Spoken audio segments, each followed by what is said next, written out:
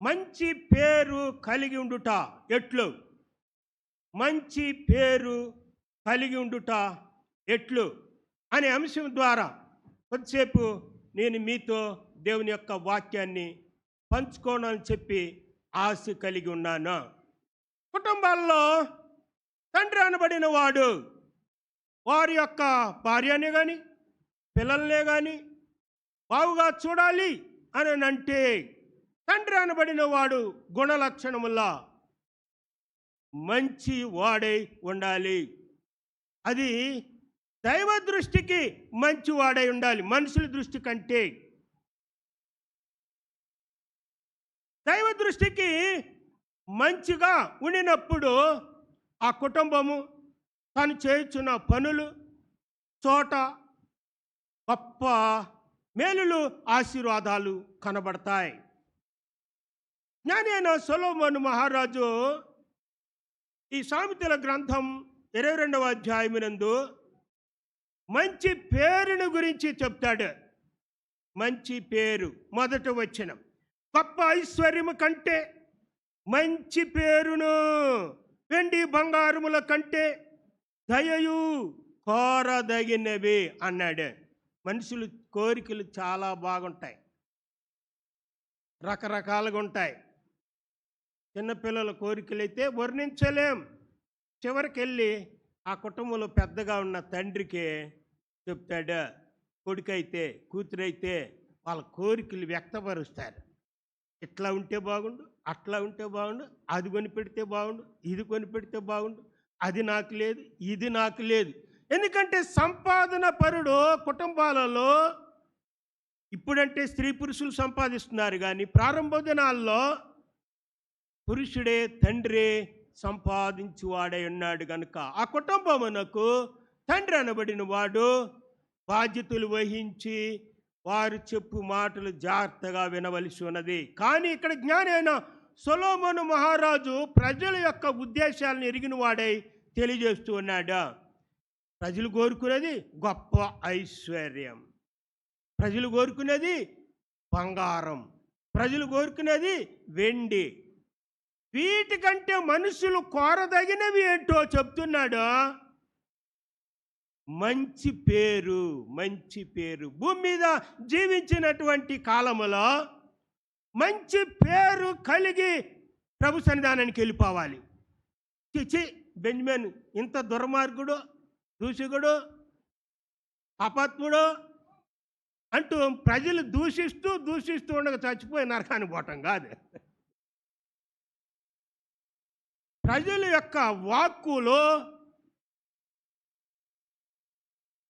మంచివాడు అని ప్రతి ఒక్కరము అనిపించుకోగలగాలి. మనుషులన్నీ అనకపోయినా పర్లేదు, కానీ దైవ దృష్టిలో మంచివారుగా మనం అనిపించుకోవాలి. దైవ దృష్టిలో మంచివారుగా అనిపించుకున్నప్పుడు దేవుడు 3 ప్రధానమైనటువంటివి ఆశీర్వాదాలు అందులో సమకూర్చాడు. అది లాస్ట్లో అందరి చేత బైబిల్ చదివినిపిస్తాను నేను. మీరందరూ నోరు తెరిచి లాస్ట్లో ముగింపులో నేను మీ చేత చదివిస్తాను. ఇక్కడ గొప్ప ఐశ్వర్యము కంటే మంచి పేరు కోరుకుంటున్నామా? నేను మంచివాడినిగా ఉండాలి, నా కుటుంబంలో నేను తండ్రిగా ఉండాను, నా పిల్లల దృష్టిలో నేను మంచివాడినిగా ఉండాలి, నా యొక్క కుమార్తె దృష్టిలో నేను మంచివాడినిగా ఉండాలి, నా సమాజం దృష్టిలో నేను మంచివాడిగా ఉండాలి, మా సంఘం దృష్టిలో నేను మంచివాడినిగా ఉండాలి అని కోరుకోగలుగుతున్నామా? ఈయనట్టే అంటున్నాడు, గొప్ప ఐశ్వర్యము కంటే మంచి పేరును వెండి బంగారముల కంటే దయయు కోరదగినవి అని అంటున్నాడు. అయితే ఐశ్వర్యవంతులు దరిద్రులు అనబడేవారు, ఐశ్వర్యవంతులు దరిద్రులు అనబడేవారు కలిసే ఉంటారండి. గోధుమలు గురుగులు కలిసే ఉన్నట్టుగా గోధుమలను శ్రేష్టమైనవిగా దాన్నే బతకనిద్దామని చెప్పేసి అనుకుంటే తెలియని రీతిగా గురుగులు కూడా పెరుగుతూ ఉంటాయి. ఈ పెరగటానికి ఏం లేదని పెరికేసామంటే గోధుమలు కూడా పోతాయి. అందుకని ప్రభు అంటాడు, వాటిని కూడా పెరగని, అంత్య దినం వరకు వాటి జోలికి బాబాకండి మీరు. దాన్ని తీయాలని చూస్తే గోధుమలు కూడా పోతాయి. మంచివారు కూడా పతనమవుతారు. చెడ్డవారిని తీసేయాలని చూస్తే చెడ్డవారు కొరక లాగితే మంచివారు కూడా పక్కనే ఉండి వారు కూడా పతనం అయిపోతారు. మంచివారు చెడ్డవారు పెరగని, కానీ దేవుడు చెప్తూ ఉన్నాడు, అందరిని సమిష్టిగా ప్రేమిస్తున్నాడు. అందరికి చెడ్డవాళ్ళకి మంచి వాళ్ళకి వర్షం కురిపిస్తున్నాడు. అందరి పంటలు పొలాల్లో చెడ్డవాళ్ళ పొలాలు మంచివాడి పొలాలు కూడా పండిస్తున్నాడు దేవుడు, ప్రేమ. కానీ చివరికి వచ్చేసరికి ఆయన చెప్పినప్పుడు లోబడిన వారికేమో ప్రత్యేకమైన రాజ్యము, చెప్పినప్పుడు లోబడకుండా ఉండినటువంటి వారికేమో నిత్య నరకం. అగ్నిలో వేయబడి గోధుమలతో పాటుగా కాకుండా గురుగుల్ని ఓ ప్రత్యేకమైన విధానములో కాల్చివేయడం జరిగిన రీతిగా భూలోకంలో ఐశ్వర్యవంతులు దరిద్రులు కూడా కలిసే ఉంటారు. దరిద్రులు అనబడిన వారు లేకుండా చేయాలని ప్రయత్నాలు జరుగుతున్నాయి. అది అసాధ్యం. రెండవ రాకడ వరకు కూడా అసాధ్యమే. కానీ కొంత నాయకత్వం వహించేవారు చేయగలుగుతున్నారు, ప్రయత్నం చేస్తున్నారు. కానీ చివరి వరకు చేయలేకపోతున్నారు. కాబట్టి ఐశ్వర్యవంతులను దరిద్రులను కలిసి ఉందురు, వారందరినీ కలగజేసిన వాడు యెహోవాయే, సృష్టికర్త అయిన దేవుడే కలగజేశాడు. అది ఆయనకి ఇష్టమైనది, అంతే. ఆయన కలగజేశాడు అని రాయబడింది.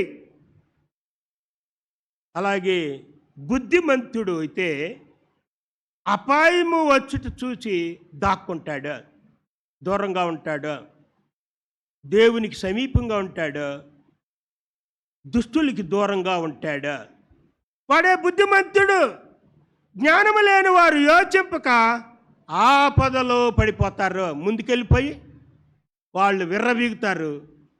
వాడు బాణాన్ని ఉపయోగిస్తాడు, ఆయుధాన్ని ఉపయోగిస్తాడు, నాశనం అయిపోతాడు. కాబట్టి దుష్టుడికి ఎదురుగా పోయి చంపు, నువ్వు చంపుతావా నన్ను, చంపు అంటే చంపక ఏం చేస్తాడు? అది వద్దంటున్నాడు దేవుడు. వాడు పక్కకు తప్పుకొని దాగి ఉండు అంటున్నాడు. అంటే ఆ మనిషికి భయపడి కాదు, కీడు మనము ఎదుటివాని కలగజేయకుండా ఉండే నిమిత్తము, ఆ దుష్టుడు మాట్లాడే మాటలకి మళ్ళీ మాట్లాడి మనకు పాపం అంటించుకోకుండా ఉండే నిమిత్తము సిలువ సాటున దాగి ఉండేవారంగా, భక్తి మార్గంలోనే ఉండేవారంగా ఉండాలి. అప్పుడు యెహోవా యందు భయభక్తులు కలిగి ఉండుట దేవుడు చూస్తాడు కాబట్టి, వారికి వినయాన్ని ఇస్తాడు కాబట్టి గొప్ప ప్రతిఫలము వారు పొందుతారు, ఐశ్వర్యవంతులు అవుతారు, గనులైపోతారు, జీవం పరలోక రాజ్యం వారికి వచ్చేస్తుంది.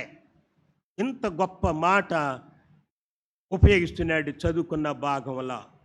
వాస్తవమే. అయితే నువ్వు మనమంతా మంచి పేరు కలిగి ఉండడము ఎలాగా అని మనం పరిశీలన చేయాలి. ఒక కుటుంబంలో తండ్రి అనేవాడు అనేకమైనటువంటి వాటిల్లో విషయాలలో మంచి చేయాలనుకుంటూ మంచివాడుగా కుటుంబానికే కాదు, సంఘానికి, సమాజానికి, దేశానికి పేరు తెచ్చుకోవాలి, మంచివాడిని అనిపించుకోవాలని ప్రయత్నిస్తూ జీవితాన్ని కొనసాగిస్తూనే ఉంటాడు. అయితే కొందరు పతనమైపోతూ మరలా చెడ్డవారైపోతున్నారు. కానీ ప్రభువుని హత్తుకొని ఎవరైతే ఉంటున్నారో, ప్రభు ఆజ్ఞలకు విధేయులై ఎవరైతే అనుసరించి నడుచుకుంటున్నారో, అట్టివారు అంత్యకాలము వరకు కూడా మంచివారుగానే అనిపించుకోవటం జరుగుతుంది. మంచి పేరు సంపాదించడానికి ఆస్తులు, అంతస్తులు, పదవులు అవసరం లేదండి. మార్పు లేని వాడైన యేసుక్రీస్తు ప్రభువును నీవు హత్తుకొని ఆయన ఆజ్ఞల ప్రకారంగా నడుచుకొనగలిగితే తప్పకుండా మనుషులు అనకపోయినా దైవ దృష్టిలో మంచివాడు అని అనిపించుకుంటావు. మంచివారికి పరలోక రాజ్యము ఉంది. మంచి పేరు సంపాదించుకోవడానికి బైబిల్ ఏం చెప్తుంది? ఒక్కసారి మనము పరిశీలన చేయవలసిన వారమై ఉండి ఉన్నాం. ఇర్మియా గ్రంథం 33వ అధ్యాయం 10వ వచనం ప్రకారంగా చూస్తే, దేవుడే మొట్టమొదట ప్రపంచంలో ఎవ్వరూ లేనటువంటి మంచి స్థితిని ఆయనే కలిగి ఉన్నాడు. యెహోవా మంచివాడా అని రాయబడి. యెహోవా మంచివాడు. ఆ వచనములో ఆ వాక్యం ప్రకారంగా ఆయన మంచివాడు కాబట్టే మనల్ని ప్రేమిస్తున్నాడు. ఆయన మంచివాడు కాబట్టే మనం పాపాత్ములైన పరమ తండ్రి అయిన దేవుడు ఆయన మనందరికీ. ఆయన పరమ తండ్రి ప్రపంచానికి. ఆ తండ్రి మంచివాడా కాబట్టి మనల్ని బాగు చేయాలని, మంచివారుగా చేయాలని చూస్తూ ఉన్నాడు. దేవుడు మంచి పేరు కలిగి ఉన్నాడు. ఆయన బిడ్డలకి మంచి పేరు గలవారినిగా చేయాలని కోరుకుంటున్నాడు. జెఫన్యా గ్రంథం 3:19 అదే చెప్తాను. అవమానములు పొందిన చోట, హింసించబడిన చోట మంచి పేరుతో పాటు ఖ్యాతిని కూడా కలగజేయవాడు యేసుక్రీస్తు ప్రభువారు. మంచి పేరు గలవారినిగా నిన్ను నన్ను చేసేస్తాడా? ఎక్కడ నువ్వు అవమానించబడుతున్నావు, ఎక్కడ నీవు హింసించబడుతున్నావు, అక్కడ ప్రభువును వదులుకోకుండా ఉండగలిగితే మంచి పేరుతో పాటు ఖ్యాతి కూడా కలిగి మంచి పేరు గలవాడుగా నీవు ఉండగలుగుతావు. అదే యోహాను సువార్త 7:12 చెప్తున్న మాట. యేసు ప్రభువును కొంతమంది ఏమన్నారా అంటే మంచివాడు అని అన్నారు. దుర్మార్గులు ఎప్పుడు కూడా మంచివాడిని మంచివారు అనరు, కానీ కొందరు యేసు ప్రభుని మంచివాడు అని అనలేదు. కానీ మంచివారు, గుణ లక్షణాలు గలవారు యేసు ప్రభు వారి యొక్క మంచి గుణాన్ని బట్టి యేసు ప్రభు వారు మంచివాడు అని అనగలిగారు. ఒకరిని చూద్దామా? 7:12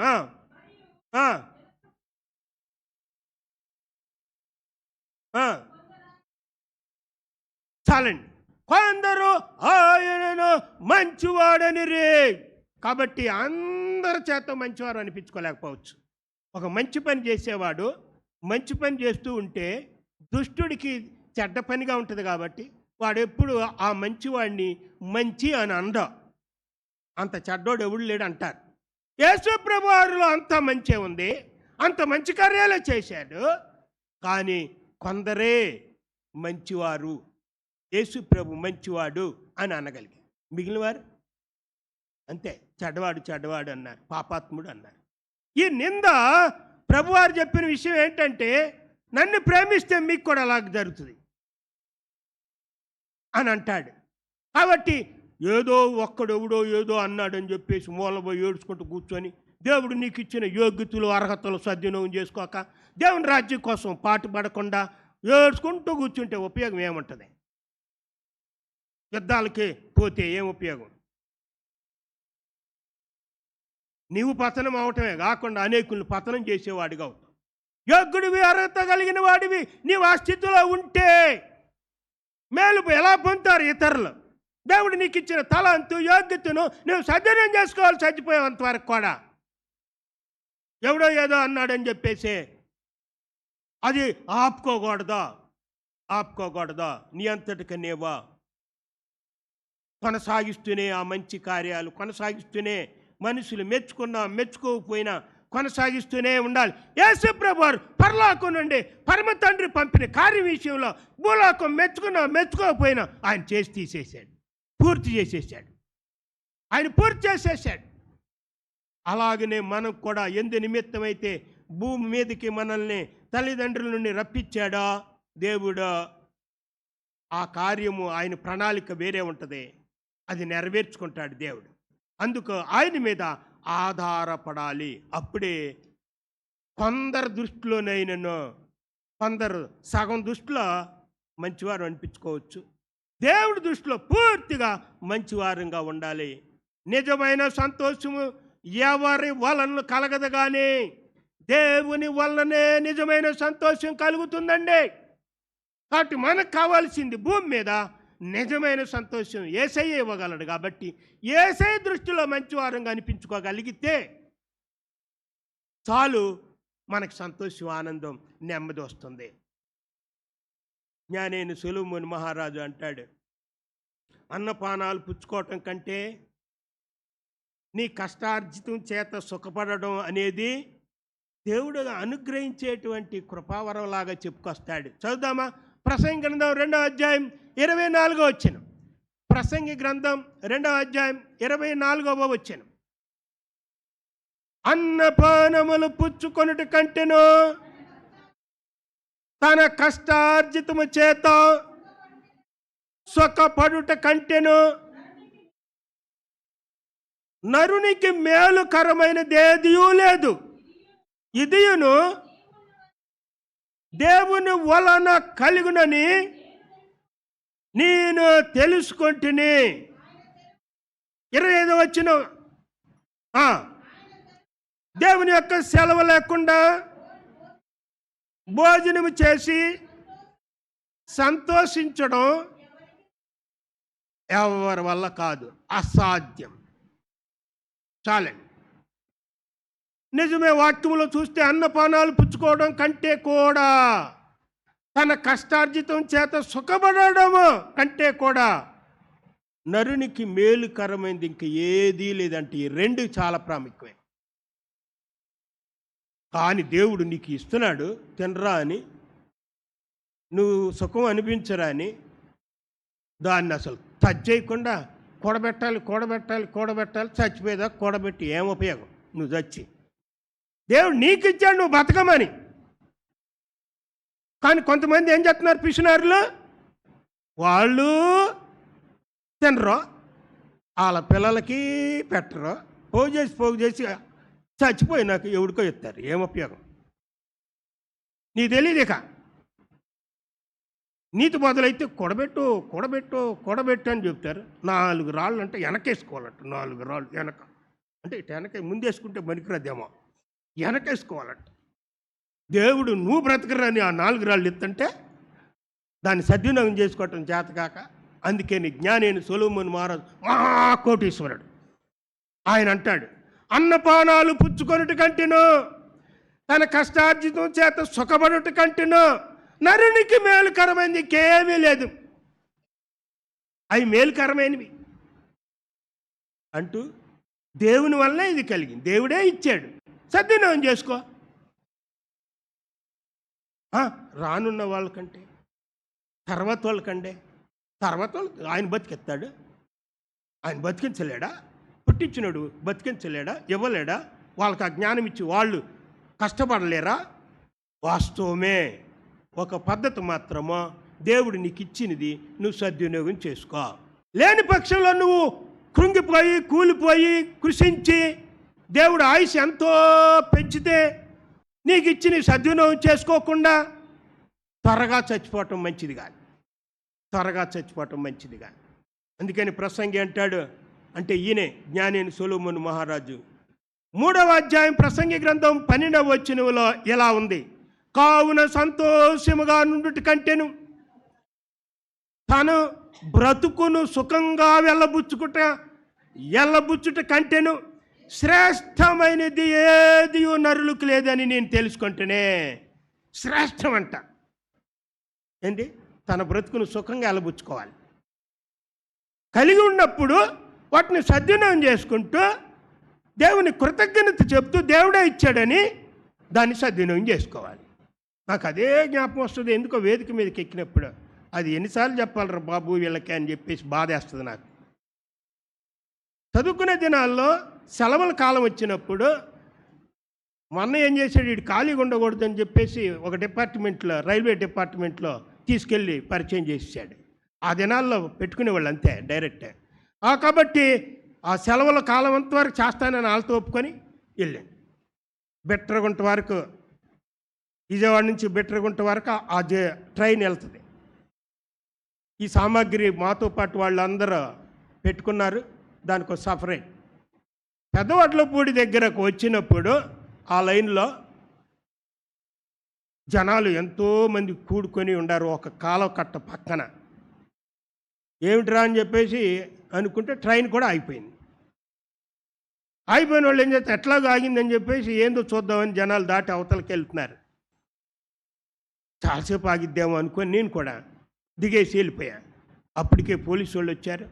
ఒక మనిషి చచ్చిపోయి ఉన్నాడు, కడుపు ఉబ్బిపోయి ఉంది, దేహమంతా కూడా లావైపోయింది. కానీ అది ఏందో చేస్తున్నారు, మాకు అప్పుడు క్షణాల్లో అర్థం కాల. తర్వాత తెలిసిన విషయం ఏంటంటే, వాడు చాలా కోట్ల రూపాయలు సంపాదించుకొని భూమి తవ్వి భూమిలో నోట్ల కట్లు బాగా పేర్చుకొని చక్కగా దాని మీద పండుకుంటున్నాడు. దానిలో వాడతలేదో వాడుకోవట్లేదో బయట తీసి పక్కనే ఉండ చెరువులో నీళ్ళు తాగుతున్నాడు. ఆ పక్కనే ఉండ ఊర్లో పోయి భిక్షాటన చేస్తున్నాడు, అడుక్కు తింటున్నాడు. అవి వాడతలేదాడు. మరి ఎన్ని రోజులు అట్ట చేసాడు ఏమో, చచ్చిపోయాడు. ఈ మనిషిని ఎవడు తీసినాడు? ఎవడు లేడు, తీయట్లేదు, ఉబ్బిపోతున్నాడు మనిషి. మున్సిపాలిటీ వాళ్ళు వచ్చేసారు, పోలీసు వాళ్ళు కూడా వచ్చారు. చివరికి పోలీసు ఆయన శవాన్ని పక్క తీసినాక ఇక్కడ తవ్వు అన్నాడు వాళ్ళతో. తవ్వుతే ఇంకేముంది, ఇద్దరు మనుషులు లోతులో కట్ల రూపాయి నోట్లు కట్ల, అంటే ఇప్పుడులాగా 500 అప్పుడు 2000 అట్లాగనమాట బహుశా. కాబట్టి అంత పేర్చి ఉన్నాయి. ఎవరు అడ్రస్ లేదు, ఎవరు చెందుతుంది? ప్రభుత్వానికి చెంది, అంతే. మరి వాడు సద్వినియోగం చేసుకునే పని కదా. అదే ఇక్కడ ఈయన చెప్తున్నాడు, జ్ఞానైన సొలొమోను మహారాజు. అవును, సంతోషముగా నుండి కంటేను తాను బ్రతుకును సుఖంగా వెళ్ళబుచ్చుటి కంటేను శ్రేష్టమైనది ఏదియూ నరునికి లేదని నేను తెలుసుకుంటేనే. ఎంతో బంగారం ఉంది ఆయనకే, ఎన్నో గొప్ప గొప్ప కార్యాలు చేసేసాడు, చేపించాడు, చేస్తూనే ఉన్నాడు. తీర్మానం చేసుకున్నాడు అంతేక. నరుడికి శ్రేష్టం ఏమిటేనంటే తను బ్రతుకు దినం సుఖంగా వెళ్ళబుచ్చుకోవడం, సంతోషంగా ఉండటం. ఎలా జరుగుతుంది? దేవుణ్ణి కలిగి ఉంటే తప్ప ఈ రెండు ఎవరు పొందలేరు. దేవుణ్ణి కలిగిన వారికి జీవితం ఎక్కడుంటే అక్కడ సుఖదాయకంగా ఉంటుంది. శరీరం బలహీనత ఉంటే ఉండవచ్చేమో, ఆయా రకాల వ్యాధి బాధలు ఉంటే ఉండొచ్చాము. ఆత్మలో ఆనందం, సుఖంగా ఉంటాడు, సంతోషంగా ఉంటాడు, తన బ్రతుకును సుఖదాయకంగా వెళ్ళబుచ్చుతాడా, అంతే. ఇతరులకు మేలు చేసుకుంటూ సుఖదాయకంగా వెళ్ళబుచ్చుతాడే. ఇది దేవుడు అనుగ్రహించేటువంటి బహుమానం. ఇది ఎంతో ముఖ్యమైనదని సొలొమోను గుర్తించాడు. ఒక మనిషి మంచి పేరు పొందడానికి ఉండాల్సిన మంచి లక్షణాలు ఏమై ఉన్నాయి అని పరిశీలన చేస్తే అనేక ఉన్నాయి లోకంలో. వాటి ద్వారా మంచి పేరు వస్తుంది. మనం అన్నీ చెప్పుకోలేం, ఆ సమయానుకూలం కొన్ని చెప్పుకుంటే వెళ్ళిపోతాం. ఒక మనిషి మంచి పేరు పొందడానికి భూలోకంలో ఉండవలసిన మంచి లక్షణాలు ఏమై ఉన్నాయి తెలుసుకుంటున్నాం. ఒకటి, మంచి మనస్సు కలిగి ఉండాలి. మనసు అనేది ఉందే, మంచి మనస్సు కలిగి ఉండాలి. అంటే నీ ఆలోచన, నీ ఉద్దేశం, నీ తలంపు ఎదుటివాని పట్ల మంచిదై ఉండాలి. దేవుని యొక్క ఉద్దేశాలై ఉండాలి. మంచి మనసై ఉండాలి. మనస్సు మంచి మనస్సు అయి ఉండాలి. సంఖ్యాకాండం 14వ అధ్యాయము 24వ వచనంలో కాలేబుని గురించి రాయబడిన మాట ఉంది. నా సేవకుడైన కాలేబు, అబ్బా, ఒక గుణం కనబడుతుంది. మంచి మనస్సు కలిగిన వాడు అతడు. కాలేబుని మోసే నాయకత్వంలో మరి పరిశీలన చేయడానికి వేగువారుగా పంపినప్పుడు ముందుగా పంపిన వాళ్ళు రకరకాలుగా అన్నారు. అవి ఈ యొక్క కాలేబు అయితే సరి అయిన విధానం, మంచి మనసు గలవాడు కాబట్టి అసలైన సత్యాన్ని చెప్పగలిగాడు. ఈయన గుణలక్షణం మంచి మనసు గలవాడు. ఆ మనసు ప్రతి విశ్వాసికి కావాలి. ఇంకా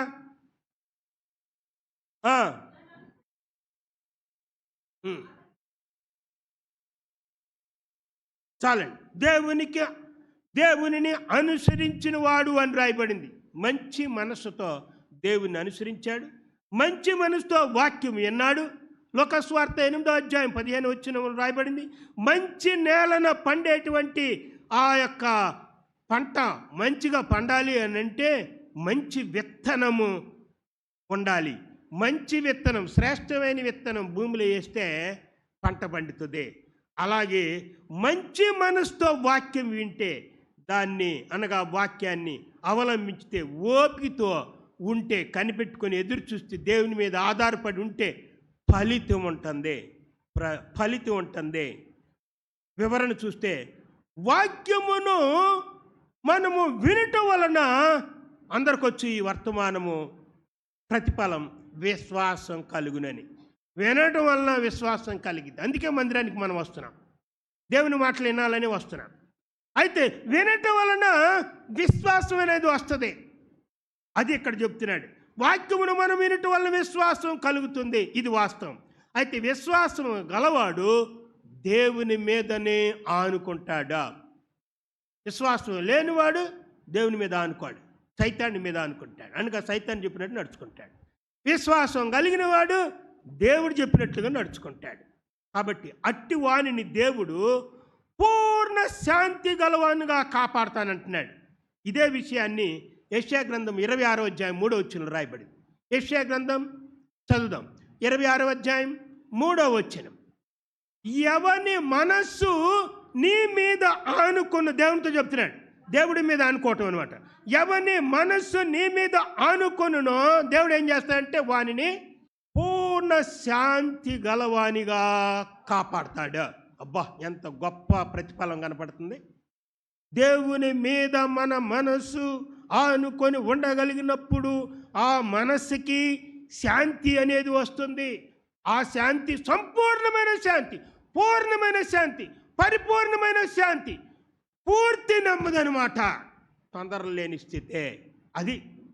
పూర్ణ శాంతి గలవానిగా కాపాడుతున్నాడు. ఇంకా ఏలయనగా అది విశ్వాసం ఉంచాడు కాబట్టి, నమ్మాడు కాబట్టి, దేవుని మీద ఆనుకున్నాడు కాబట్టి దేవుడు చేసే ప్రతిఫలం అలాంటి వ్యక్తులకి పూర్ణ శాంతి ఇస్తూ ఉన్నాడు. అది కావాలి మనకి, శాంతి. ఈ శాంతి కలగాలని ప్రభుత్వం వాళ్ళు నాయకత్వంలో ఎన్నెన్నో చేస్తున్నారు, ప్రజలకి శాంతి కలిగించాలని. ఎవరి వల్ల కావట్లేదు, అది కొనసాగుతూ అట్టనే అశాంతిగానే ఉంటుంది ప్రజల జీవితాల్లో. లోట్లు అలాగనే కొనసాగుతున్నాయి, అలాగనే పేదరికంలో, అలాగే అశాంతితో, అలాగే దరిద్రతలో అలాగనే కొనసాగుతూనే ఉంది. పూర్ణ శాంతి గలవారంగా చేయాలని ప్రయత్నిస్తున్నారు. అశాంతే కలుగుతుంది. అది మనుషుల వల్ల కాదు కానీ దేవుడి ద్వారానే కలుగుతుంది. అది మనం చేసే పనిని బట్టి ఆ శాంతి అనేది వస్తుంది. మనము పూర్తిగా ఆయన మీద ఆనుకోవాలి, ఆయన మాటలు నమ్మాలి. ఈ రెండిటి ద్వారా మనకు పూర్ణ శాంతిని దేవుడు ఇస్తున్నాడు, కాపాడుతూ ఉన్నాడు. అది దేవా నాకు దయచేయని మనం కోరుకోవాలి. అటువంటి విశ్వాసం నాకే అయ్యా, నీ మీదనే, ఈ లోకం మీద కాదు, లోకాస్తుల మీద కాదు అని మనం ఆయన మీద ఆనుకొనగలిగితే ఆ పూర్ణ శాంతి గలవారునిగా దేవుడు మనం చేస్తున్నాడు. ఎవరైతే దేవుని వెతుకుతారో వారికి కూడా దేవుడు ప్రత్యక్షమై వారికి నెమ్మదిస్తున్నాడు. ఆయన కనబడి ఆయన ప్రత్యక్షం అవుతాడంట ఆయన వెతికితే. కాబట్టి దేవుడు పరిశుద్ధుడు, ఆయన న్యాయవంతుడు, ఆయన నీతివంతుడు, ఆయన గుణలక్షణాలని చెప్పుకుంటూ దేవా నాకు కనబడయా, నాతో మాట్లాడినాయనా అని మనం చెప్పుకోగలుగుతున్నప్పుడు దేవుడు కళల ద్వారా, దర్శనాల ద్వారా, వాక్యము ద్వారా, భక్తుల ద్వారా, ప్రకృతిలో జరుగుతున్న సంఘటనల ద్వారా ఆయన ప్రత్యక్షమయ్యి నీకు ఏం చేస్తాడంటే నెమ్మది ఇస్తాడు ఆయన. కాబట్టి ఈ లోకంలో ఎవరు కూడా నెమ్మది ఇవ్వలేరు, కానీ యేసుక్రీస్తు ప్రభువారు ఆయన మనకి తండ్రి లాంటి వాడు. ఆ తండ్రి బిడ్డలమైన మనకి నెమ్మది ఇవ్వగలడు. అయితే మంచివారుగా పేరు సంపాదించుకోవాలి, మంచి పేరు సంపాదించుకోవాలి, మంచి మనసు కలిగి ఉండడానికి మరి ఒకటి ఏమిటో చూద్దాం. రెండవదిగా ఆత్మ విషయముల మీద మనసు ఉంచాలి. రెండవదిగా ఆత్మ విషయాల మీద మనసు ఉంచాలి, మన మనసుని. కానీ మన మనసు దేని మీదకి ఎక్కువగా లాగేస్తుందంటే శరీరం మీద లాగేస్తుంది. శరీరం మనసు వేరు, ఆత్మ మనసు వేరు. శరీరానుసారులంగా మనం ఉండటానికి ప్రయత్నం చేస్తాం, ఆత్మానుసారులుగా ఉండటానికి ప్రయత్నం చేయం. కానీ శరీరానుసారులు వేరు, ఆత్మానుసారులు వేరు. రెండు భాగాలు దేవుడు చేసేస్తున్నాడు. కానీ ప్రభు బిడ్డలమైన మనము ఆత్మానుసారులంగా ఉండాలి. తయారైపోవాలి. శరీరానుసారంగా మనం తయారు కాకూడదు. ఆ మాట చూద్దాం. రోమాపత్రిక 8వ అధ్యాయం 5వ వచనం. శరీరానుసారులు శరీర విషయముల మీద మనసునుంతురు, ఆత్మానుసారులు ఆత్మ విషయముల మీద మనసు ఉంతురు. శరీరానుసారమైన మనసు ఏం చేసిద్ది? మరణం. చివరికి రోజులు గడిచిపోతూ ఉంటాయి, సడన్గా చచ్చిపోతాం. ఆ మరణమే రెండవ మరణం. ఈ మరణమే నరకాన్ని తీసుకెళ్ళే మరణం. ఎందుకని? శరీరానుసారంగానే జీవిస్తూ చచ్చిపోయాం. కాబట్టి చివరికి మరణము అన్నాడు అక్కడ. శరీరానుసారమైన మనసు మరణాన్ని తెచ్చిపెడుతుంది. ఆ మరణము నిత్య నరకానికి తీసుకెళ్తుంది. అయితే ఇది నిత్య నరకాన్ని తీసుకెళ్ళిద్ది. కాబట్టి దేవుని ఎరిగిన బిడ్డలమైన మనకు అర్థమైపోయింది శరీరానుసారంగా మనం జీవించకూడదు అని. 6వ వచనం, 8వ అధ్యాయం రోమాపత్రిక 6వ వచనములో ఆత్మానుసారమైన మనసు జీవమును సమాధానమునై ఉన్నదే. కుటుంబాల్లో తండ్రి బిడ్డల్ని సమాధానపరిచినట్లు సంఘములో మనము ఒకరినొకరు సమాధానపరిచే వారంగా ఉండాలి. సమాధానం ఎలా వస్తుంది? ఆత్మానుసారంగా నడుచుకుంటే వస్తుంది. ఎందుకు అల్లర్లు జరుగుతున్నాయి? ఆత్మానుసారం లేదు. అది మనం అర్థం చేసుకోవాలి. ఆత్మానుసారులు మనసు ఎలా ఉంటుందంటే సమాధానపరచాలి బిడ్డలని అని ఉంటుంది. అందరూ సమాధానంగా ఉండాలి, సమిష్టిగా ఉండాలి, ఆనందంగా ఉండాలి, ఆరాధించాలి ఆశ ఉంటుంది. కానీ శరీరానుసారులు ఆరాధనని కట్ చేసేస్తారు. అంటే సమయాన్ని కట్ చేస్తారు దేవుని మీద ఆనుకోకుండా. మరి వేరు రూల్స్ పెట్టేస్తారు. దేవుణ్ణి ఆరాధించని కూడా చేసేస్తారు. ఎంతసేపు లోకానుసారమైన రీతిలోనే చేసేస్తూ ఉంటారు. శరీరానుసారులు అంటే అవిశ్వాసులని ఇక్కడ ఒక భావం. శరీరానుసారులు అంటే ఒక భావం. శరీరానుసారులు అవిశ్వాసులు. వీరే శరీర విషయాల మీద మనసు ఉంచుతారు. వీరి గుణం చూస్తే ఎంత భయంకరంగా ఉంటుందంటే చెప్పలేం. వీరి గుణం ఈ లక్షణాలన్నీ ఉంటాయి, చదువుకోబోయే లక్షణాలు. గలతీ పత్రిక 5వ అధ్యాయం 19వ వచనంలో శరీరానుసారులు గుణ లక్షణాలు ఇలా ఉంటాయి. అవేమనగా చదివేసాము గడగడగడ.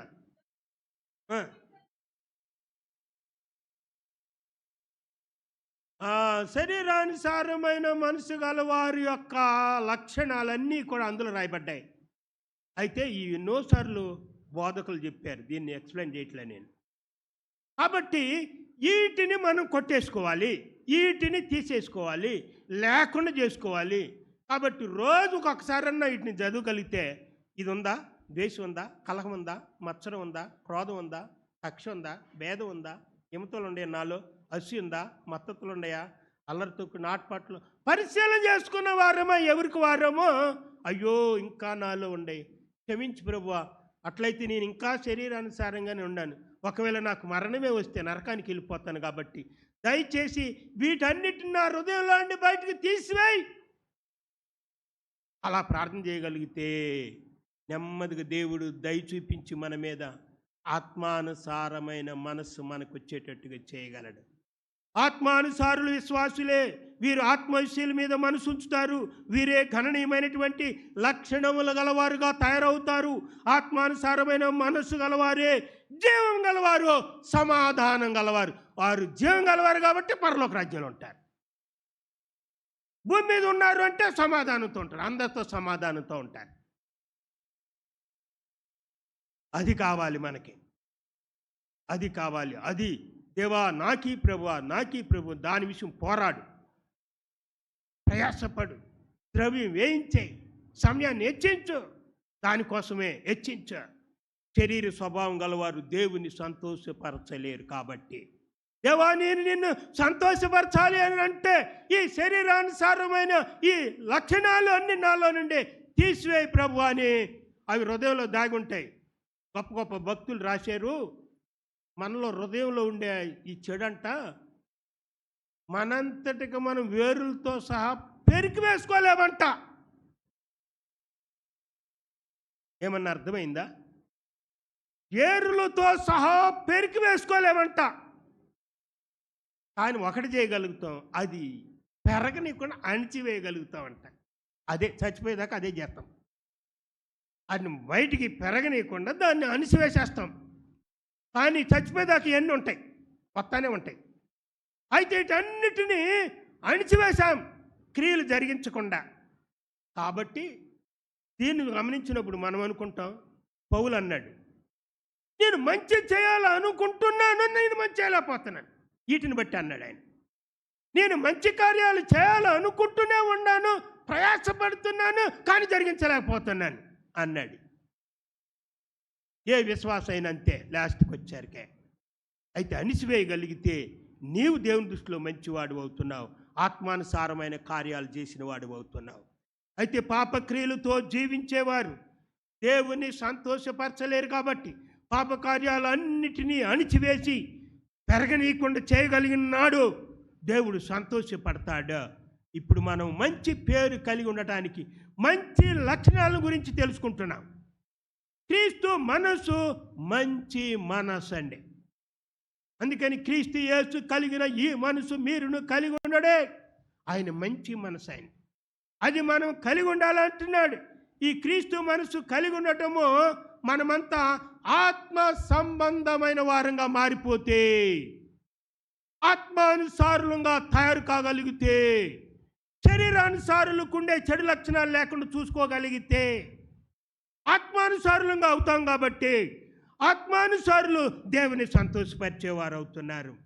ఆత్మ సంబంధికి కలహాలతో, పార్టీలతో పని ఉండదో, నిమిత్తం ఉండదో, పాల్గొనడం దూరం అయిపోతాడు. పార్టీలతో, కలహాలతో అతడు దూరంగా ఉంటాడు, వాటితో సంబంధం లేదు. అది ఆత్మానుసారుల యొక్క లక్షణం. దానికి బదులుగా యేసుక్రీస్తుని సంతోషపరచడానికి నిత్యము కృషి చేస్తాడు, ప్రయాసపడతాడు. క్రీస్తు యొక్క చిత్తాన్ని ఎరిగి పనులు కొనసాగిస్తాడు. అతడి హృదయంలో ఎంతో సంతోషం ఏర్పడుతుంది. బయట నిందలు రావచ్చు, బయట తప్పుగా నీ ప్రచారం జరగవచ్చు, నీ విషయమై జరిగితే జరగనిగాక నీ హృదయంలో ఆనందం, సంతోషం ఉంటుంది. కారణం దేవుడు పంపించే సంతోషం, నీ మంచితనాన్ని బట్టి ఆ సంతోషం పంపుతున్నాడు. దేవుని మనసు గ్రహించడం అనేది గొప్ప సంగతి. ఆయన మనసును గమనించగలిగితే, గ్రహిస్తే, అర్థం చేసుకుంటే మనము కూడా అలాంటి మనసు గలవారముగా తయారు కాగలుగుతాము. క్రీస్తు మనసు కలిగిన వాడే ఆత్మ సంబంధి, అంతే, ఇంకంతకంటే ఇంకేం లేదు. మిగిలిన వాళ్ళంతా శరీర సంబంధులే.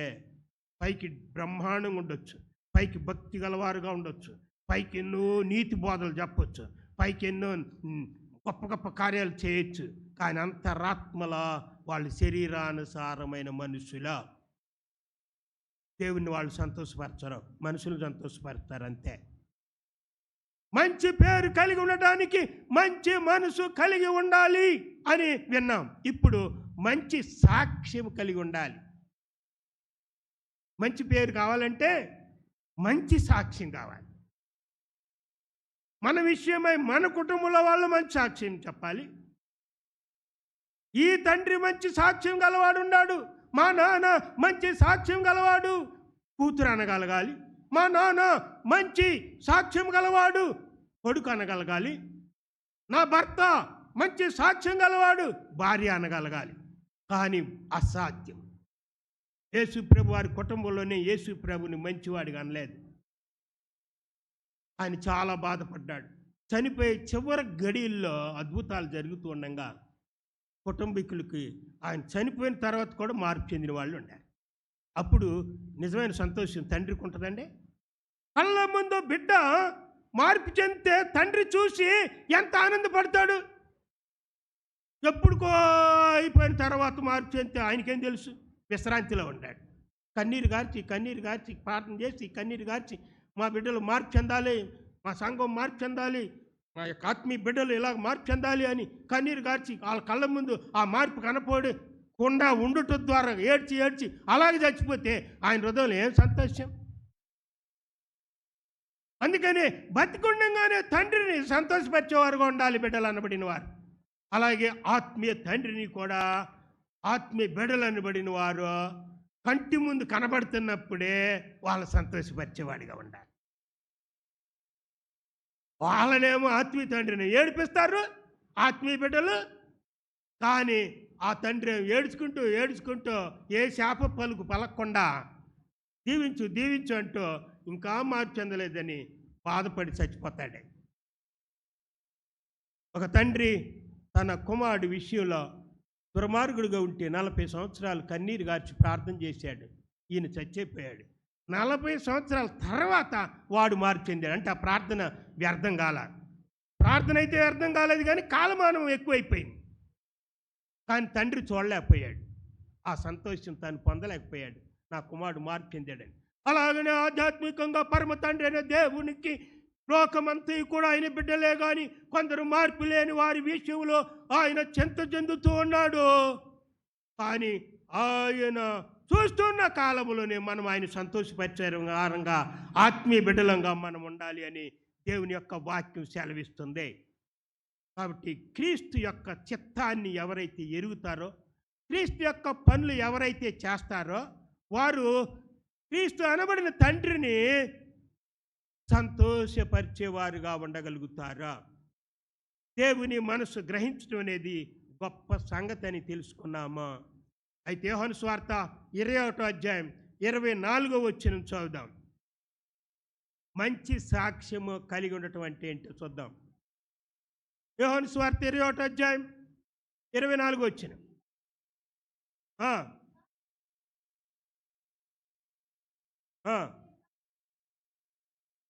ఇతని సాక్ష్యము సత్యమని ఎరుగదము. మంచి సాక్ష్యం ఇది. ఇతని సాక్ష్యము సత్యమని ఎరుగదము. యోహాను భక్తుడు అందరిని హతసాక్షులు చేశాడు సాతానుడు లోకం. యోహాను భక్తుడు మాత్రం హతసాక్షి కాల. వృద్ధాప్యంలో ప్రభు సన్నిధానంలో నెమ్మదైన మరణం పొందినవాడు. కానీ ఆయన హింసలు వచ్చాయి. ముందుగా యవన దశ నుండి ప్రభువుని ఎరిగినప్పటి నుండి ఎన్నో సమస్యలు వచ్చాయి, హింసలు వచ్చాయి. ఎలాంటి హింస ఎన్నోసార్లు చెప్పుకున్నాం. సలసల కాగుతున్నటువంటి బాగా పెద్ద కాగులో ఎత్తి పడేశారు నూనెలా. ఫిష్ ఫ్రై అయినట్టు అయిపోవాలి ఆయన. అలా కాల తీసేశారు, ఇంకో చోట తీసుకెళ్ళిపోయారు. అట్లాగా బాధ అనిపించాడు. కానీ ఇతని సాక్ష్యం సత్యం. క్రీస్తు గురించి ఇచ్చిన సాక్ష్యం సత్యం. కాబట్టి మంచి సాక్ష్యం యోహాను గురించి ఇవ్వబడింది.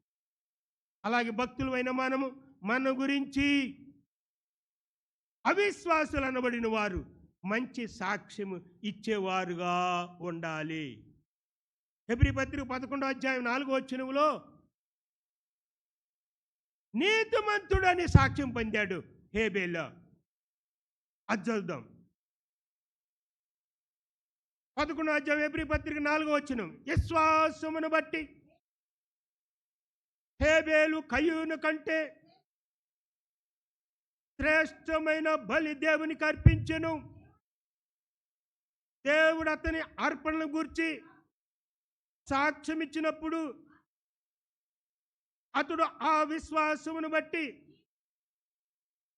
హల్లెలూయా నీతిమంతుడని సాక్ష్యం పొందిన. చనిపోయి కూడా పేరు పోలేదు, మంచి పేరు వచ్చింది. చచ్చిపోయినా కూడా మంచి పేరు వచ్చింది ఆయనకి. దేవుడి దృష్టిలో అతను మంచివాడిగానే ఎన్నిక చేశాడు. ఎదుటి వాడి విషయంలో కూడా అతడు నీతిమంతుడు, మంచి సాక్ష్యం కలిగిన వాడని చెప్పగలిగాడు. నీతిమంతుడని సాక్ష్యం పొందాడు. అతడు మృతి నంది ఆ విశ్వాసం ద్వారా మాట్లాడుతున్నాడు. రక్తం మాట్లాడుతుంది, చచ్చిపోయి కూడా దేవుని మాత్రం వదిలిపెట్టలేదు. రక్తం స్మరిస్తుంది. దేవుడు దిగొచ్చాడు, అయ్యన్ని పట్టుకున్నాడు. దేవుడు మంచి సాక్ష్యం గలవాడు నీ తమ్ముడు అని చెప్పేశాడు. అది మనం పొందాలి. మంచి పేరు కావాలంటే మంచి సాక్ష్యం గలవారం కావాలి. మనం ముఖం ముందు ఒక మాట మాట్లాడతారు, అవతలకి వెళ్ళిపోగానే ఇంకొక మాట మాట్లాడతారు. అంటే వాడిది మంచి సాక్ష్యం లేదు. అదే అనమాట. మొక్క ముందు నువ్వు ఎంత గొప్పడు లేడండి, నువ్వు ఎంత భక్తుడు లేడండి అంటే కొంచెం ముఖం ఇట్ట మార్చేసినాక ఈడెక్కడోడు దౌర్భాగ్యుడు, నీచుడు, చండాళ్ళు, దుర్మార్గుడు, దూషకుడు ఈడే నాకు ఎదురయ్యాడు, అట్ట ముఖస్థుతి కాస్త అట్ట చెప్పిపోతే నన్ను చంపేస్తాడు అంటే మంచి సాక్ష్యం ఉందా? అది మంచి సాక్ష్యమేనా? మంచి సాక్ష్యం కాదు అది. హేబేలు చనిపోయి కూడా మంచి సాక్ష్యం పొంది ఉన్నాడా? అతడు మృతి నంది ఆ విశ్వాసం ద్వారా మాట్లాడుతున్నాడు. కాబట్టి మంచి పేరు కలిగి ఉండాలంటే, మంచి సాక్ష్యం ఎలా పొందాలంటే, హేబేలు బలిని బట్టి నీతిమంతుడని మంచి సాక్ష్యము పొందినట్లుగా నీవు నేను భూమి మీద జీవించిన కాలంలో మంచి సాక్ష్యం గలవారమై ఉండాలి. భక్తులుగా సాక్ష్యం పొందాలి. మంచి బుద్ధి చేత క్రీస్తును మనం ప్రకటించాలి. మన బాధ్యత అదే. ప్రతి ఒక్కరికి అప్పగించాడు బాధ్యత. మన శక్తి ఉన్నంత వరకు మనం ప్రకటించాలి యేసు ప్రభుని గురించి. మంచి బుద్ధి చేత క్రీస్తుని ప్రకటించాలి. పౌలు ఫిలిప్పీలతో మంచి బుద్ధి చేత క్రీస్తుని గురించి ప్రకటించాడు. ఏమని? ఫిలిప్పీ పత్రిక 1వ అధ్యాయము 14వ వచనము. 1వ అధ్యాయం 14వ వచనం. మంచి బుద్ధి చేత క్రీస్తుని ప్రకటిస్తున్నారు. పౌలు చెప్తున్నాడు, వీరు మూర్ఖమైన వక్రజనం మధ్య నిరపరాధులుగా ఉండారు, వీరు మూర్ఖుల దగ్గర నిష్కలంకులుగా ఉండారు, వీరు మూర్ఖుల మధ్య అనిందులుగా ఉండారు, వీరు మూర్ఖుల మధ్య దేవుని కుమారులుగా పిలువబడ్డారు. అది ఆయన సాక్ష్యం ఇస్తున్నాడు. ఫిలిప్పీలతో సాక్ష్యం ఇస్తున్నాడు పౌలు. మంచి సాక్ష్యం మంచి బుద్ధితో ఆయన ప్రచారం చేశాడు, సాక్ష్యం ఇచ్చాడు. మంచి బుద్ధితో వాక్యం చెప్పాడు. ఆయన ఒక భారం కలిగి, బాధ్యత కలిగి, ఆత్మల పట్ల భారంతో ఆయన పరిచయం చేశాడు. కనుకనే ఈ మాటలు మాట్లాడుతున్నాడు. సనుగులను, సంశయాలను సమస్తము లేవు, వాటిని మాని ప్రత్యేకంగా మంచి బుద్ధితో మీరు సువార్త పంచండి అన్నట్లుగా మాట్లాడుతున్నాడు పౌలు. కాబట్టి ఒక్క మాట చెప్పిన సాక్ష్యం, ఈ సాక్ష్యం ఇతరులతో మంచి బుద్ధితో ఆ ఆత్మరక్షణలోకి రావాలని, వాళ్ళు బాగుపడాలని, దేవుని బిడ్డలు కావాలని ఉద్దేశంతో. నీకు శత్రువుగా ఉంటే ఉండవచ్చేమో కానీ ఆ బిడ్డ ఆత్మ విలువైనది. ఆ బిడ్డను నువ్వు ప్రేమించాలి, ఆయన్ని గౌరవించాలి. తద్వారా ఏం జరిగిద్దంటే దేవుడు నిన్ను చూస్తున్నాడు. నీ హృదయంలో ఎవరుండకూడదు శత్రువులు, కాబట్టి నిన్ను ప్రేమిస్తాడు దేవుడు. సామెతల గ్రంథం 14వ అధ్యాయం 14వ వచనం. భక్తిని విడిచిన వారి మార్గములు వానికే వెక్కసమగును అంటే అసహ్యం అవుతాయి. భక్తి విడవకూడదు ఎప్పుడు. భక్తి విడిచిన వాని మార్గములు వానికే వెక్కసమగును. చదువుతలే 14 మార్గములు వానికే వెక్కసమని అంటే చిచ్చే, నేను మంచిగా ఉన్నప్పుడు దేవునితో పాటలు పాడుకుంటున్నప్పుడు ఎంత బాగున్నా, దేవాలయానికి వెళ్తున్నప్పుడు ఎంత బాగున్నా, నేను నా మనసాక్షి ఎంత బాగుంది. నేను ఇప్పుడు దేవుడు లేదు, దేవాలయం లేదు, దేవుని బిడ్డలంటే అసహ్యం, ఇలా అయిపోయింది నా బతుకు అనుకొని తన్ను తానే అసహించుకుంటాడు. వెక్కసం అవుతాడు, కక్కిన వాడిలాగా అయిపోతాడు. వెక్కసం. Next continue. మంచివాని స్వభావము అది. వెక్కసము ద్వారా సంతోషం ఉన్నదా, అసహ్యమా అని వాక్యము. ఎప్పుడయ్యా మనిషి సంతోషంగా ఉండేది? మంచివాని స్వభావంతో జీవిస్తూ ఉంటే వాని హృదయానికి సంతోషం. నేను మంచిగా జీవించాను, దేవుని వాక్యానుసారంగా జీవించాను, మనుషులు ఏమన్నా అనుకొని, దుర్మార్గులు అనుకొని, ఇంకోటి అనుకొని, కానీ నేను దేవునికి మధ్య నాకు తెలుసు నా అంతరాత్మకు అన్నట్లుగా ఎవరికి వారి రెడీగా సిద్ధపడి ఉండగలిగితే నీ హృదయంలో ఉంటుంది ఆనందం. అంత ఆనందం, అంత సంతోషం. మాంసాహారుల కంట కొవ్వు మెదడు మంచి ఆనందాన్ని ఇస్తుందంట, వాళ్ళు తింటా ఉంటారంట. అలాగనే అంతకంటే మించిన ఆనందాన్ని దేవుడు మంచి మనసు గలవారికి ఇస్తున్నాడు. బుద్ధి గలవారు తమ దివిటీలతో కూడా సిద్ధులలో నూనె తీసుకొని పోయి బుద్ధి గలవారు అనిపించుకున్నారు వాళ్ళు. రానే వచ్చాడు పెండ్లి కుమారుడు, లోపలికి వెళ్ళిపోయారు. కానీ విడవబడిన వారి విషయంలో బుద్ధి లేని వాళ్ళు అనిపించుకున్నట్టు మనం అనుకుంటాం కదా. అంటే సిద్ధబాటు లేని జీవితం ద్వారా మంచి మనసు ఉండదు, వేదన ఉంటుంది. సిద్ధబాటు ద్వారా మనసు నెమ్మది ఉంటుంది. దేవుని రాకడకు మనం సిద్ధపడాలి దేవుని బిడ్డలంగా. దానియేలు గ్రంథంలో 12వ అధ్యాయం 3వ వచనములో చెప్పబడిన మాట చదువుదాం. 12వ అధ్యాయం 3వ వచనం. బుద్ధిమంతులైతే ఆకాశ మండలములోని జ్యోతులను పోలిన వారై ప్రకాశించెదరు. నీతి మార్గమును అనుసరించి నడుచుకొనున్నట్లు ఎవరు అనేకులను త్రిప్పుదురో వారు నక్షత్రం వలె నిరంతరము ప్రకాశించెదరా. మంచి బుద్ధి కలిగిన సేవకులుగా అయిపోతారు. మంచి ప్రచారం, స్వార్థ ప్రచారం చేయగలుగుతారు. ఆత్మల భారంతో ఇతరులకి చెప్పగలుగుతారు.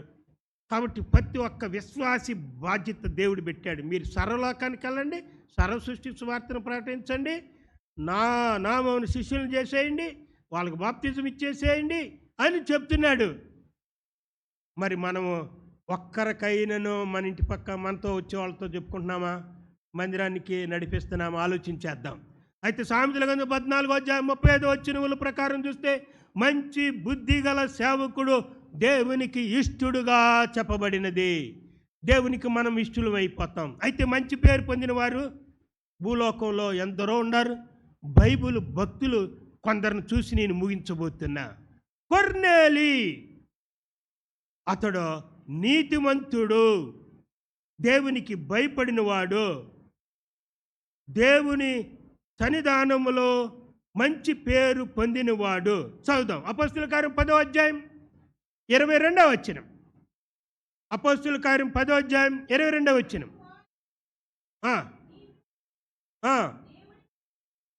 దేవునికి భయపడేవాడు. అబ్బా, మంచి పేరు పొందినవాడు.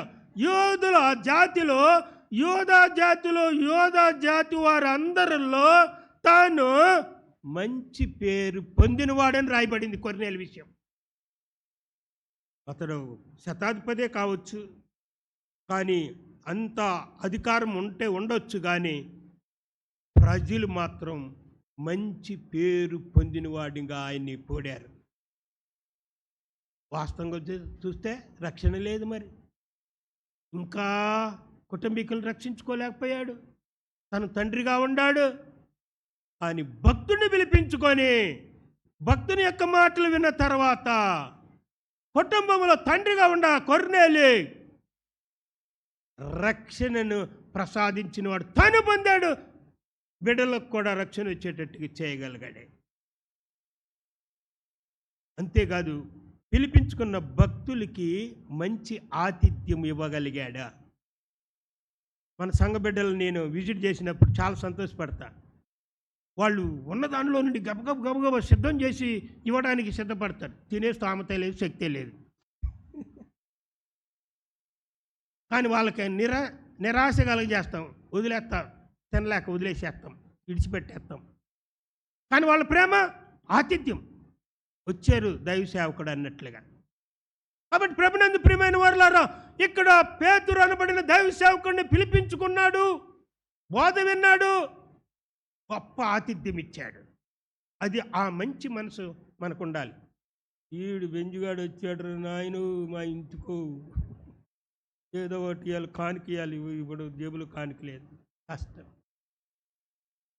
మన సెక్రటరీ ప్రకటన చేశాడు మొన్న, మీరు కానుకలు గీనుకలు అవసరం లేదు, చేర్చుకోండి మమ్మల్ని, ఆ ప్రార్థన చేసి పోతాము మేము అని. మేము వెళ్ళిన చోట ఎట్లా అవుతుందంటే, కొంతమంది ఫోన్లు చేసి కనుక్కుంటుంటే పరార్ సెక్షన్లో ఉంటున్నారు, ఉండి కూడా తప్పించుకుంటున్నారు. ఎందుకో తెలిసిన అదే కారణం నేను అనుకోవటం. కాబట్టి ఆతిథ్యం ఇచ్చే మనసు గలవారముగా మనము ఉండాలి అని వాక్యం సెలవిస్తుంది. ఈ కొర్నేలి తర్వాత రక్షించబడినా కూడా ఆతిథ్యం ఇచ్చే ఆ మంచి మనసును తాను కోల్పోలేదు. నెక్స్ట్ స్టెఫెన్, మంచి పేరు గలవాడ. అపొస్తలుల కార్యం 6వ అధ్యాయం 3 నుండి 5 వచనాలు. కాబట్టి సహోదరులారా, ఆత్మతోను జ్ఞానముతోను నిండుకొని మంచి పేరు పొందిన 7 మనుషులను మీలో ఏర్పరచుకోండి, మేము వారిని ఈ పనికి నియమించము అని రాయబడింది. అక్కడ మంచి పేరు పొందిన పెద్దలు కావాలి. ఇక్కడ మంచి పేరు పొందిన ప్రభువుల పంచేవారు 7 ఎన్నుకోవడం జరిగింది. వీళ్ళేమో వాక్యం చదవటము, ప్రార్థన చేయటము, వాక్యం వివరించడం చేస్తాము మేము 12 మంది అపొస్తలులు అంటున్నారు. కానీ 7 ఎన్నుకునే వాళ్ళని మంచి పేరు గల వారిని ఎన్నుకోవాలి, ఆత్మతో నింపబడిన వారిని ఎన్నుకోవాలంటున్నాడు ఆయన. కాబట్టి మేము వారిని ఈ పనికి నియమిస్తాము. ఈ మాటలు అపొస్తలులు అన్నారు, అందరికీ అంగీకారంగా ఉంది. 7 పరిచారకుల్ని ఎన్నుకోవటం జరిగింది. ఆ 7 పేర్లు ఇక్కడ ఇవ్వబడ్డాయి. దయచేసి చూడండి, అపొస్తలుల కార్యం మీరు చదవనస్తున్న చూడండి 6వ అధ్యాయం 3 నుండి 5 వచనాల్లో స్టెఫెన్, ఫిలిప్పు, ప్రోకోర్, నికారోర్, తీమోన్, పర్మెనాస్, యూదుల మత ప్రవిష్టుడును అంత్యోకయను వాడునోగు నికోలాస్, వీళ్ళు 7. ఈ 7 ఆత్మతో నింపబడిన వారుగా ఉండారు, మంచి పేరు గలవారుగా ఉండారు, ప్రభు పరిచర్యకు ఉపయోగకరంగా ఉండారు. ప్రభు పరిచర్యకి దేవుడు అది చూస్తున్నాడు. ఆత్మచేత నింపబడిన బిడ్డలు కావాలని, మరియు మంచి పేరు పొందిన వారు ప్రజల చేత, దేవుని చేత కావాలని చూస్తున్నారు. అసాధ్యం అయినను అలా అవటానికి ప్రయత్నం చేయాలి. మనం అలా అవటానికి ఆత్మచేత నింపబడిన వారమై మంచి పేరు పొందడానికి నేను కావాలని మనం ప్రయత్నం చేస్తూనే ఉంటున్నాం. కానీ ప్రభు పిలుపు వరకు కూడా ప్రయత్నాలు కొనసాగించాలి. అది బ్రేక్ అవ్వకూడదు. మన ప్రయత్నం కొనసాగిస్తూనే ఉండాలి. కాబట్టి అపోస్తులు వీరి మీద చేతులుంచినప్పుడు ప్రార్థించి ఆ పనికి అప్పగించగానే యోగ్యులుగా అయిపోయారు. ఈనాడు కొంతమంది బోధకులను మనం పిలుస్తూ ఉన్నాం. కొంతమంది బోధకుల్ని గెస్ట్ స్పీకర్గా, వాళ్ళ చట్టాలు వేరుగా ఉన్నాయి, వాళ్ళ బోధ వేరుగా ఉంది. నెత్తి మీద చేతులు వేయకూడదంట, రోగుల కొరకు ప్రార్థన చేయకూడదంట, వాళ్ళు అట్ట ప్రార్థన చేశారు, వీళ్ళు ఇట్ట ప్రార్థన చేశారు, దయ్యాలను ఎల్లగొట్టకూడదంట, దయ్యాలను ఎల్లగొట్టారు. ఇవన్నీ కూడా చెప్తున్నారు. తప్పుడు సిద్ధాంతం వల్ల మనం పిలుచుకుంటున్నాం గెస్ట్ స్పీకర్లుగా. తప్పుడు సిద్ధాంతం వాళ్ళని మనం పిలుచుకోకూడదు. అందుకని పెద్దలు అనబడిన వారు విచారించి తెలుసుకొని యోగ్యులు ఎవరో వాళ్ళకే ఆ ఛాన్స్ ఇవ్వండి. తద్వారా మనకి క్షేమం జరిగిద్ది. రోగుల కొరకు ప్రార్థించకూడదు, తప్ప. పరిశుద్ధాత్ముడు లేడు, యేసుప్రభు వారి కార్యాలు జరిగించట్లా, ఆనాడు ఈనాడు జరిగించట్లా, స్వస్థ కార్యాలు లేవు, ఆత్మవరాలు లేవు. కాబట్టి ప్రభునందు ప్రియమైన వారులారా, తప్పుడు బోధకుల్ని ఎన్నిక చేయవద్దా. ఆత్మతో నిండుకున్న వీరే ఒక ప్రభుబల పంచటానికి ఎన్నిక చేస్తే మనం ఎందుకు ఎన్నిక చేసుకోకూడదు? జ్ఞానంతో నిండుకున్న వారును మంచి పేరు పొందిన వారుగా ఉన్నట్లు చూస్తాం. మూడవ విషయం తిమోతి, మూడవ వ్యక్తి తిమోతి. అపొస్తలుల కార్యం 16వ అధ్యాయము 1-2 వచనాలు గమనించినప్పుడు పౌలు దెర్బేకును లుస్త్రాకు అనే ప్రాంతాలు సువార్తార్థమై వెళ్ళినప్పుడు తిమోతి కనపడ్డాడు. అక్కడ తిమోతి అనేవాడు అక్కడ ఆయనకి శిష్యుడైపోయాడు. అతడు విశ్వసించిన ఒక యూదురాలి యొక్క కుమారుడు. అతని తండ్రి గ్రీకు దేశస్థుడా. అయితే అతడు తిమోతి లుస్త్రాలోను యూకోనియలో అనబడినటువంటి స్థలాల్లో చూస్తే మంచి పేరు పొందినవాడు. అది మనకు కావాలి. ఎక్కడ పోయినాను వెళ్ళిన స్థలములలో ఆ శిష్యులు అనబడిన వారు మంచి పేరు పొందిన వారుగా ఉన్నారు. పౌలు అంటున్నాడు, తిమోతి విషయంలో అంటున్నాడు, తిమోతి మంచి పేరు పొందినవాడు అని చెప్పాడు. అక్కడ అననీయులు చాలామంది ఉండొచ్చు, కానీ ఇక్కడ దమస్కులోని అననీయ గురించి చెప్తున్నాను నేను. అపొస్తలుల కార్యం 22వ అధ్యాయం 12వ వచనములో అంతటా ధర్మశాస్త్రం చొప్పున భక్తిపరుడును అక్కడ కాపురం ఉన్న యూదులందరి చేత మంచి పేరు పొందిన వాడునై అననీయ అని రాయబడింది. మంచి పేరు పొందిన అననీయ దమస్కులో సౌలుగా ఉండేవాడు. ఆ రోడ్లో ప్రయాణం చేస్తూ క్రైస్తవులు హింసిస్తూ పట్టబడి యేసు ప్రభు వారి ద్వారా కింద పడిపోయి గుడ్డివాడై 3 రోజులు ఉపవాసం ఉండి ఆహారం లేక 3 రోజులు గుడ్డివాడిగా చూడలేకున్నప్పుడు ప్రభు కనికరం చూపించే భక్తుడి దగ్గరికి పంపించాడు. భక్తుడికి దర్శనంలో కనబడి ఆ భక్తుడు గుడ్డోడైపోయాడు. ఇప్పుడు నన్ను నమ్ముకున్నాడు, అతను నెత్తి మీద చేసి ప్రార్థన చేయి, గుడ్డితనం పోద్ది అన్నాడు.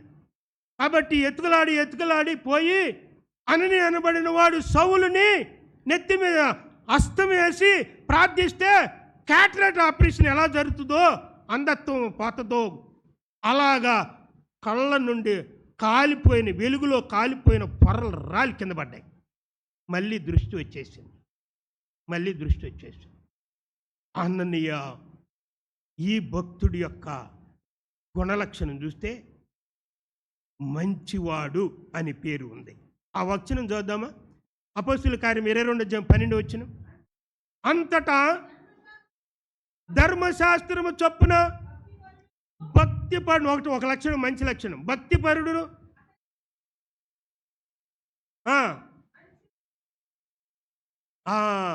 అననీయ చాలండి. అందరి చేత మంచి పేరు పొందినవాడు అని రాయబడి. కాబట్టి ఇందుకు మనం ప్రయాసపడుతున్నాం. మనుషులందరి చేత మంచి పేరు పొందాలని ప్రయత్నం చేయాలి మనం. ఒకవేళ వాళ్ళు దృష్టిలో మనం మంచివారం కాకపోయినా దేవుడి దృష్టిలో మాత్రము మంచివారం ఉండకపోతే మనకు నరకమే. కాబట్టి దేవుని దృష్టిలో మంచివారంగా ఉండాలి అని దేవుడు మనకి సెలవిస్తున్నాడు. చాలామంది భక్తులు నేను సిద్ధపరిచాను, కానీ నా సమయం అయిపోతుంది.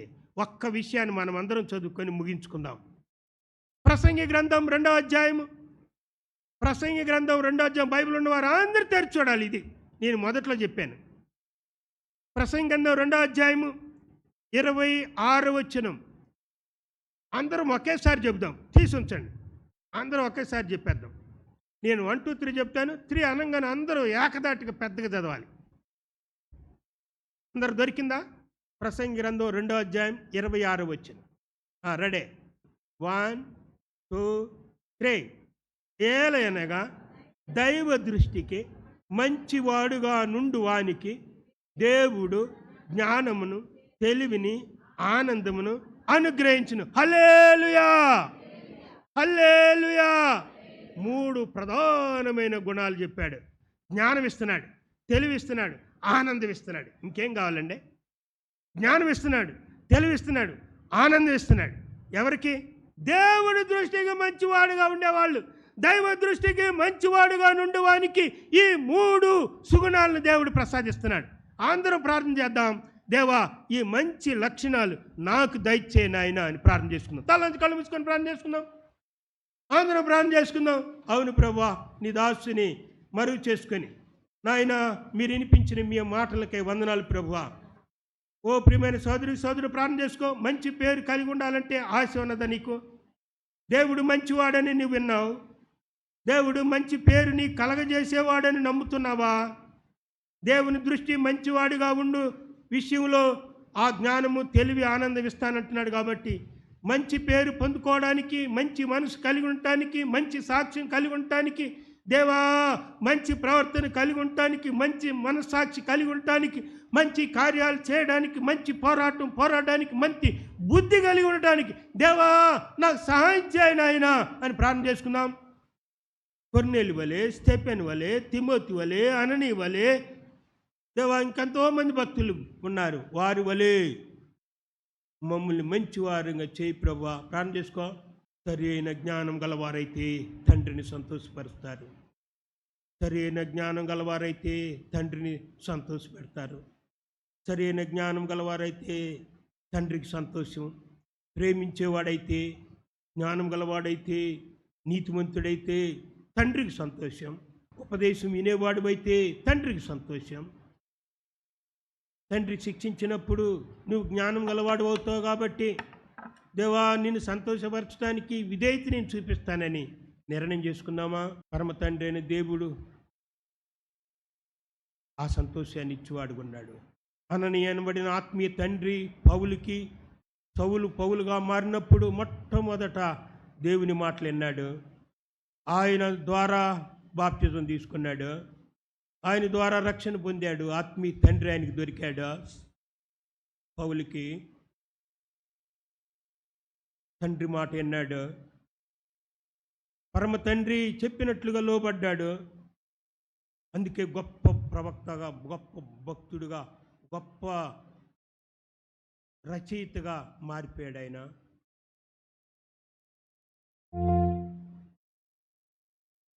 మంచి పేరు గలవారుగా నన్ను మమ్మల్ని తీర్చిన ఆయన ప్రార్థన చేసుకోం. పరిశుద్ధుడు మా పరలోకపు తండ్రి, మీ ప్రేమకై వందనాలు నాయన, స్తోత్రాలు. నేటి దినమున నిదాసుని మరుగుపరుచుకొని బైబిల్లోని సత్యాలు మీరు వినిపింప చేసినందుకు వందనాలు.